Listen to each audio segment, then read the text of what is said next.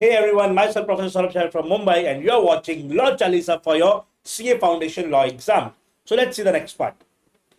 PQR formed a partnership agreement to operate motor buses along specific routes for 12 years. Sir यानी कि कैसी partnership हो गई? Fixed partnership.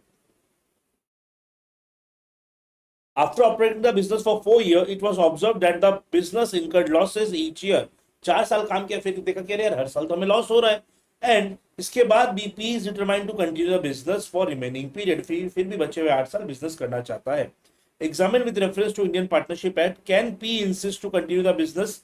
If so, what options are available to Q and R who are reluctant to continue operating the business? Oh, situation कुछ ऐसी है, business में loss हो रहा है, लॉस के बाद भी पी कंटिन्यू करना चाहता है, क्यू और आर कंटिन्यू नहीं करना चाहते. This is the situation. अभी आपको बताना है as per Indian partnership act कि क्यू और आर के पास क्या ऑप्शन है. क्यू और आर के पास दो ऑप्शन है.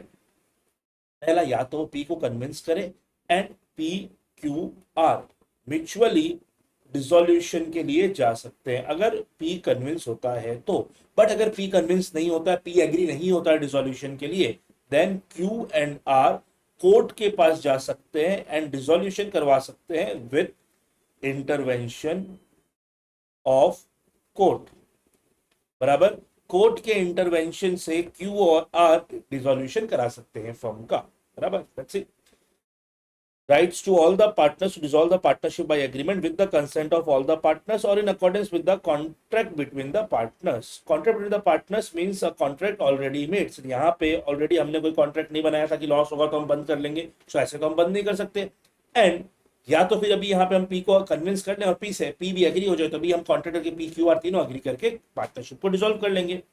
सो द कोर्ट में at the time of the court at the suit of partner may dissolve the firm on various grounds, including where the business of firm cannot be carried on except for the loss. Correct?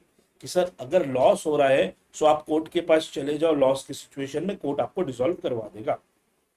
So in the instant case क्या हो रहा है? P wants to continue the business despite the losses, but Q and R does not want to continue operating the business due to continuous loss. Right now P can insist on continuing the business if the partnership agreement does not specifically provide such a right to one or more partners, since section 40 specifies that with the consent of all the partners. तो sub partner मान नहीं रहे, P मना कर रहा है, इसलिए भाई एग्रीमेंट तो पार्टनरशिप डिसॉल्व नहीं हो सकता.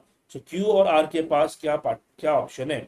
Q and R can propose P that the partnership be dissolved by mutual agreement. सबसे पहले आप जाके पी को कन्विंस करो और अगर पी कन्विंस हो जाता तो पी के साथ म्यूचुअली आप मिलके P Q and R mutually मिलके पार्टनरशिप फर्म को डिसॉल्व कर सकते हो.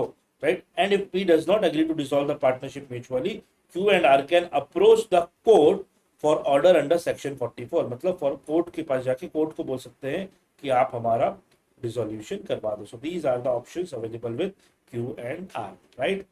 चलो, so that's it for this part. See you all in the next part. Bye bye, take care, जय जिनेंद्र.